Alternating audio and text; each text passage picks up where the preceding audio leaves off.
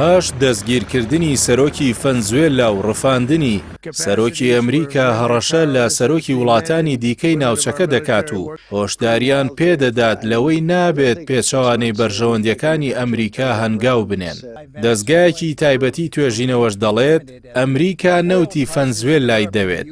دۆناڵد ترامپ لە کاتی گەڕانەوەی لە فلۆریداوە بۆ واشنتۆن لە ناو فڕۆکەی سەرۆکاتیدا بۆ ڕۆژنامەنووسان دووە و جەختی کردەوە کە ئەمریکا ڕاستەوخۆ سەرپەرشتی چاکردنەوەی دۆخی ڤەنزوێلا دەکات. هەروەها وتیشی ئێمە وڵاتەکە بەڕێوە دەبین و دواتر لە کاتێکی گونجاودا هەڵبژاردن ئەنجام دەدرێت. ڤەنزوێلا ئێستا وڵاتێکی مردووە و دەبێت دووبارە زیندوی بکەینەوە. سەبارەت بە کەرتی وزە، سەرۆکی ئەمریکا ئاشکرای کرد کۆمپانیا زەبەلاحەکانی نەوتی ئەمریکا دەچنە ڤەنزوێلا و بە بەهای ملیارەها دۆلار وەبەرهێنان لە ژێرخانی نەوتیدا دەکەن. هەروەها ڕاشی گەیاند کە ئەمریکا مافی خۆیەتی بەو شێوەی دەیەوێت نەوتی ڤەنزوێلا بەکاربێنێت. ئەمە لە کاتێکدایە کە سەرۆکی دەستگیرکراوی ڤەنزوێلا لە ئەمریکا دادگایی دەکرێت و تۆمەتی قورسی ئاراستەکراوە کە بریتین لە بەڕێوەبردننی حکوومەتێکی گەندەڵ، خراپ بەکارێنانی دەسەڵات و هاوکاریکردنی مەترسیدارترین قاچاقچیەکانی مادەی هۆشبەر و تیرۆریستان. دوای دەستگیرکردنی نیکۆلاس مادۆرۆی سەرۆکی ڤەنزوێلا، ئەمریکا هۆشداریدایە وڵاتانی دیکەی ناوچەی کاریبی و ڕایگەاند.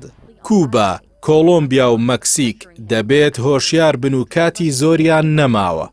ئەم هەنگاوانەی ئەمریکاش ئاماژەیەکی ڕوونن بۆ گۆڕانکاریەکی ڕیشەی لە سیاسەتی دەرەوەی ئەمریکا بەرامبەر ئەمریکای لاتین و دووپاتکردنەوەی هەژمونی واشنتۆن بەسەر ناوچەکەدا.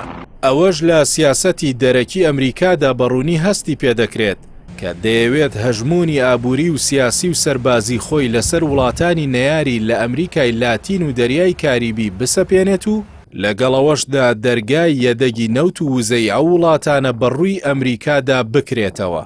بە پێی توێژینەوەیەکی نوێی دەستگای توێژینەوەی ڕۆژهەڵاتی ناوەڕاست لە ئیمارات، یەکێک لە هۆکارەکانی هەوڵی گۆڕینی ڕژێمی ڤەنزوێلا لەلایەن ئەمریکاوە بۆ کۆنتڕۆڵکردنی نەوت و یەدەگی وزەی ئەو وڵاتێ لەلایەن واشنتۆنەوە. ئەوەش جۆرێکە لە ئامادەکاری بۆ هەر دۆخێک لە داهاتوودا کە ببێتە هۆی بەرزبوونەوەی نرخی نەوت لە ئەنجامی پشێویە سیاسی و سەربازیەکاندا. ئەمریکا کڕیاری یەکەمی نەوتە لە جیهاندا و ڕۆژانە نزیکەی 10 ملیۆن بەرمیل نەوت هاوردە دەکات و هەر بەرزبوونەوەیەک لە نرخی نەوتدا بەهۆی پشێویە سیاسیەکانەوە لە ڕۆژهەڵاتی ناوەڕاست لە زیانی ئەمریکایە. بەڵام بە کۆنتڕۆڵکردنی نەوتی ڤەنزوێلا و یەدەگی نەوتی ئەو وڵاتە، ئەمریکا خۆی لە مەترسی بەرزبوونەوەی نرخی نەوت دەپارێزێت.